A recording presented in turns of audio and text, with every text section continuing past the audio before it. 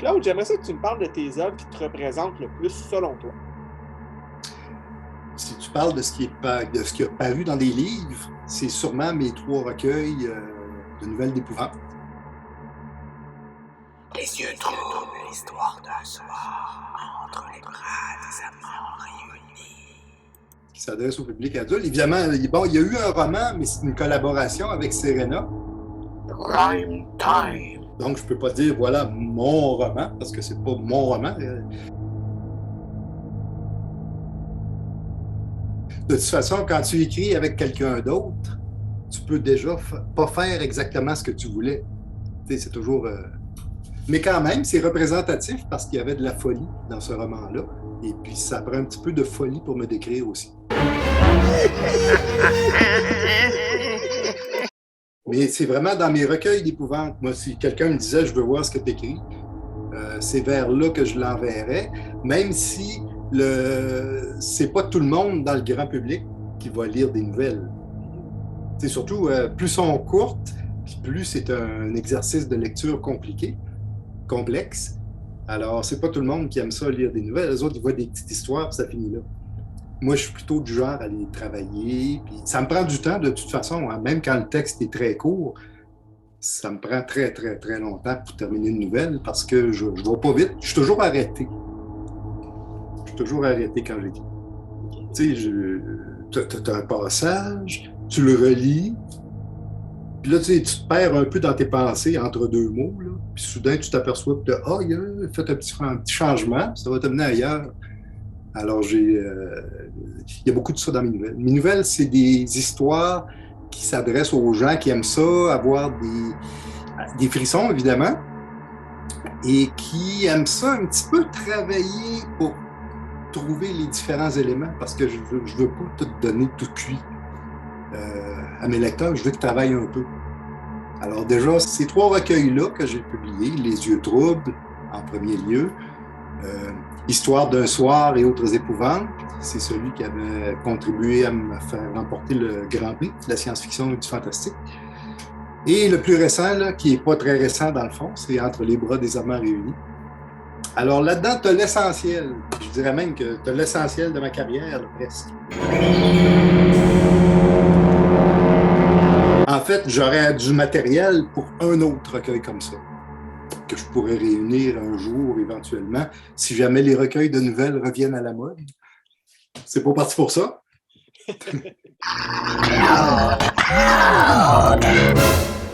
Alors, c'est ça. C'est mes nouvelles qui me définissent le mieux. C'est pas les romans, par exemple, que j'ai écrits pour la jeunesse. Là, parce que là, on n'est pas tout à fait libre, hein, en littérature jeunesse. Surtout quand tu veux faire de l'épouvante. Tu es obligé de te retenir un peu. Tu ne peux pas aller au fin fond des choses. Tu peux pas... Il ne faut pas aller dans le trop croustillant, d'une part, et d'autre part, il ne faut pas aller dans les affaires trop complexes. Là, lire, il y a beaucoup de choses entre les lignes.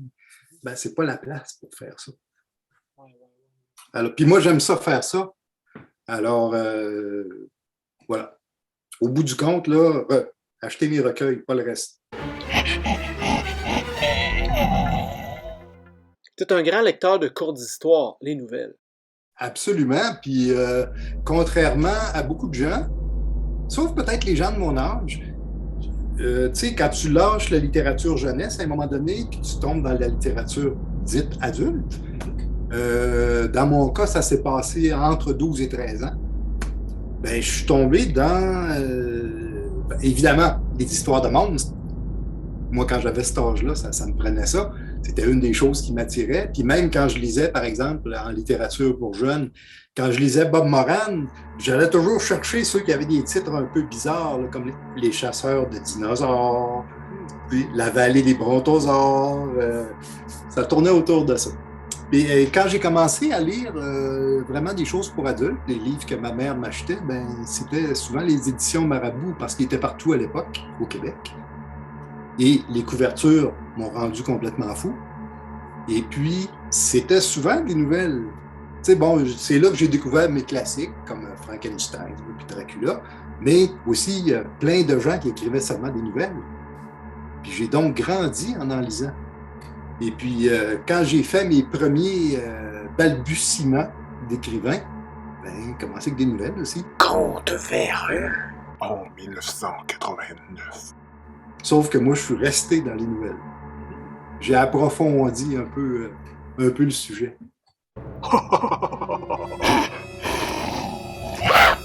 As-tu des méthodes d'écriture précises, des plans, pas de plans? Comment tu fonctionnes? Petit bout par petit bout. Mais si tu veux dire, pour débuter, commencer une histoire, des fois, c'est le hasard. Des fois, je commence avec... tu te lèves le matin ou tu es en train de laver la vaisselle. Soudain, il y a une scène bizarre qui te passe par la tête.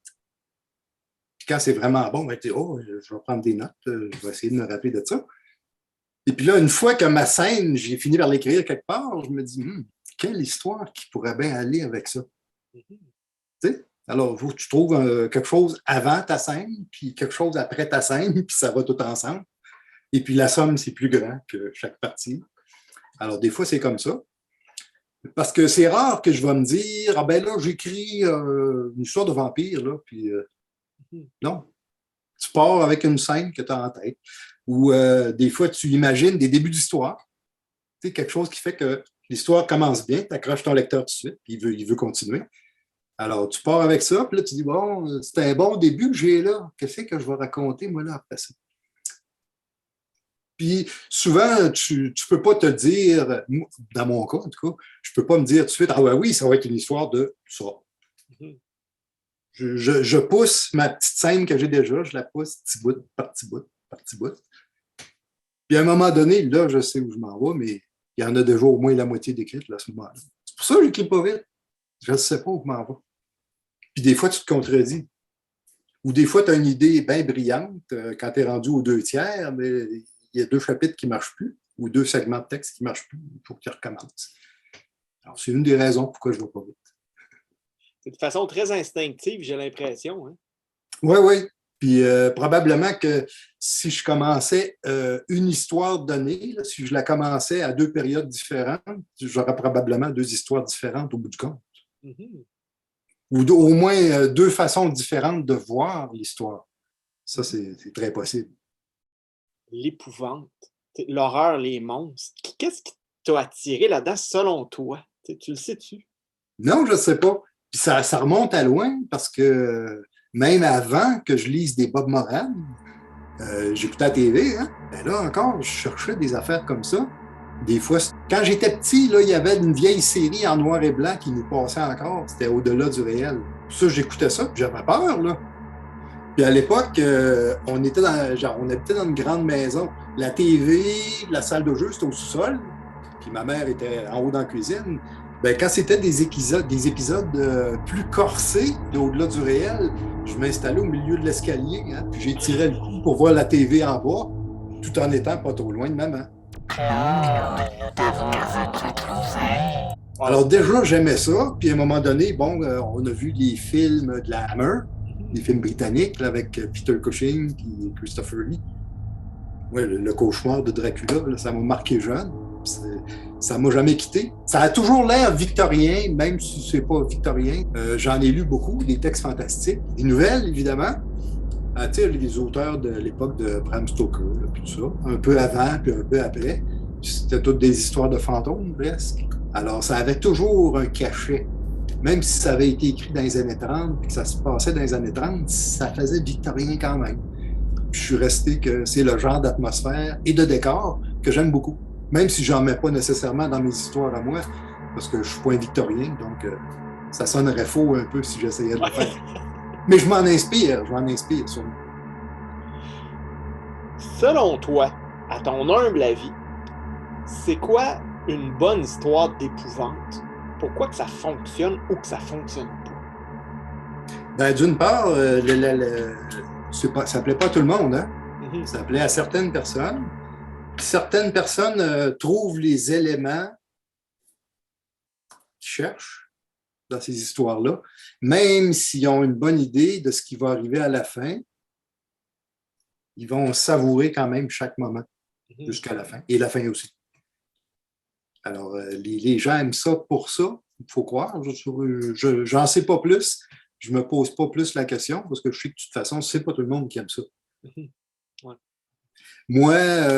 Moi, j'aime ça, l'amateur de nouvelles encore qui parle, j'aime ça si on me laisse croire que je sais ce qui va arriver, mais qu'on se paye ma tête à la fin.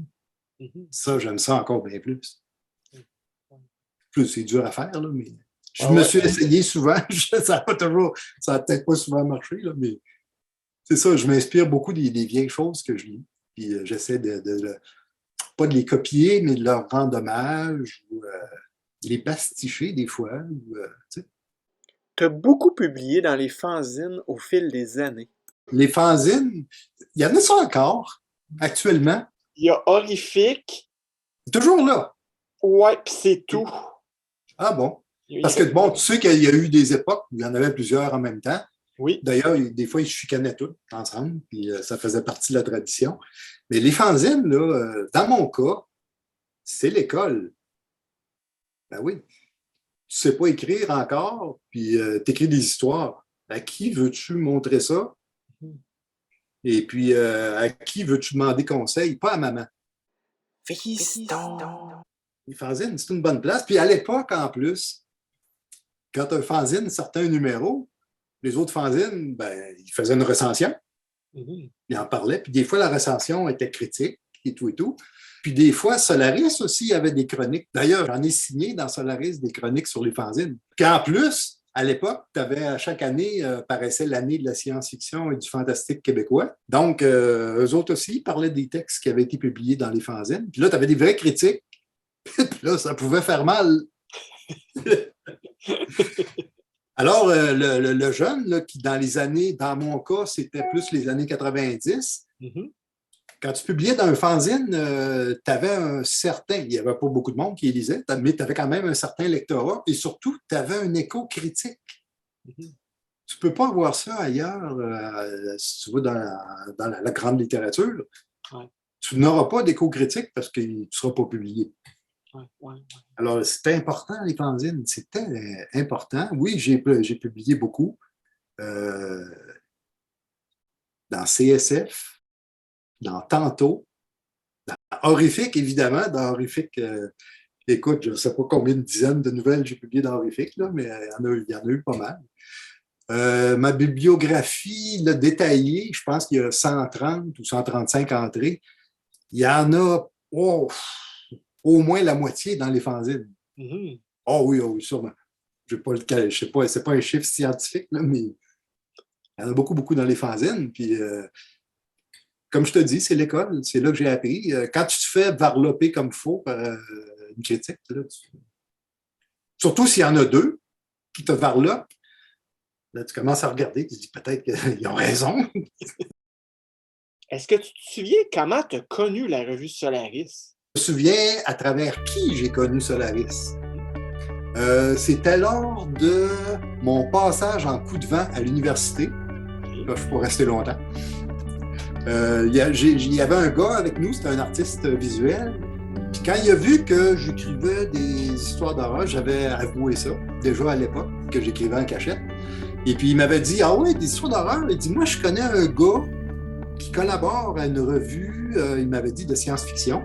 Solaris, c'est un peu plus science-fiction.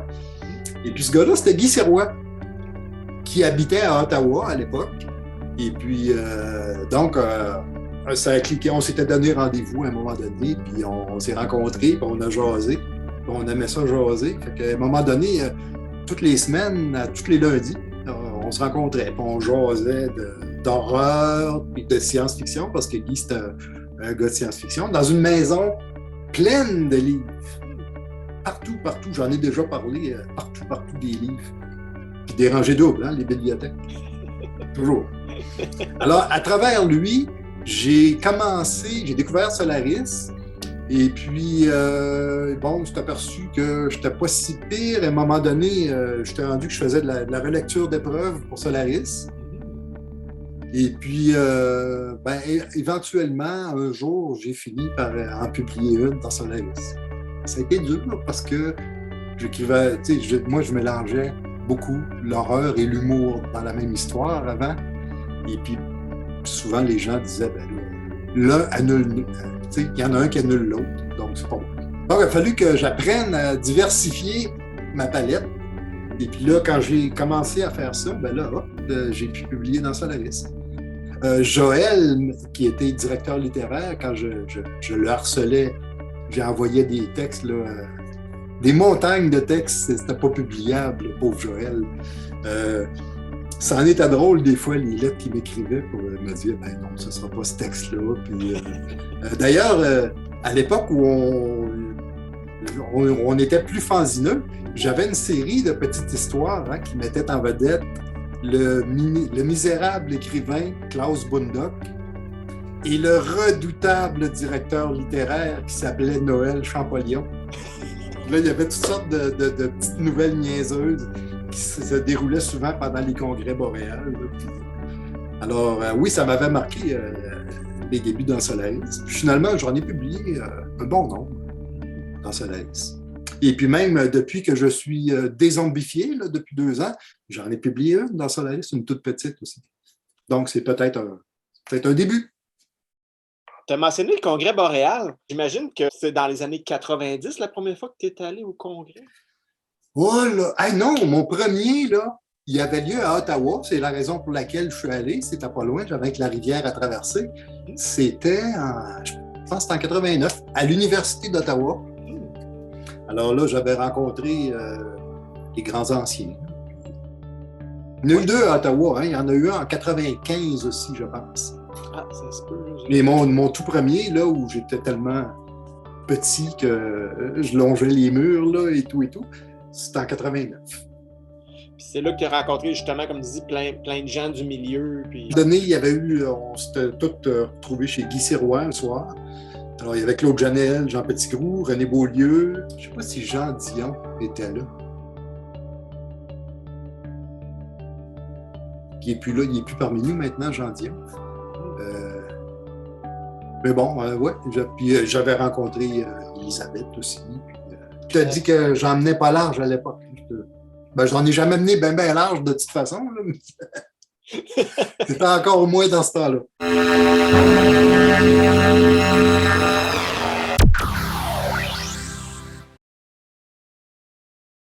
Comment se porte l'épouvante, l'horreur au Québec de nos jours? Beaucoup d'horreur, oui. Il n'y en avait pas comme ça avant. L'horreur, Claude, l'horreur! Il y en avait un petit peu. Il y avait du fantastique. Ça, il y en a toujours eu. Puis même des recueils, un petit peu avant mon temps, là, il y a eu des bons recueils de nouvelles fantastiques, de André Carpentier, d'un qui s'appelait Rue Saint-Denis. Il y avait des bonnes nouvelles. Cernine en faisait déjà. Oui. Alors, il y avait quand même du bon fantastique. Maintenant, c'est plus spécialisé, c'est plus horreur. Ouais. Tu sais, le fantastique plus léger, plus subtil, je ne le sais pas. Parce que je lis plus beaucoup, j'ai pas des bons yeux. Probablement brûlé par une vingtaine ou une trentaine d'années devant un écran d'ordinateur. Ouais. Pour ça, tantôt, je te disais, attends un peu, je vais augmenter mon éclairage parce que moi, je travaille avec le moins de lumière possible. Ah, c'est ça, hein? Ouais. Brûler ce qui Je vais venir comme une taupe là, avec des gros yeux sortis. Quels auteurs recommandes-tu à quelqu'un qui voudrait lire du bon fantastique?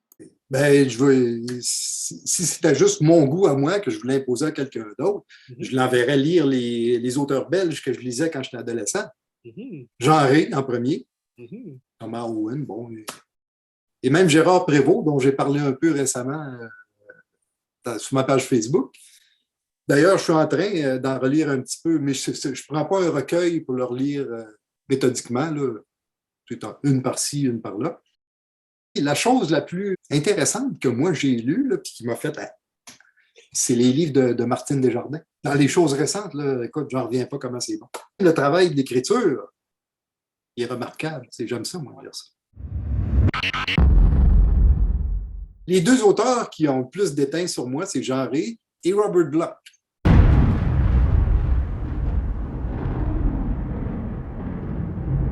Qui a écrit lui aussi des centaines et des centaines d'histoires humoristiques avec un peu de croustillant dedans. Et nous, Claude, nous as-tu oubliés? Oublié.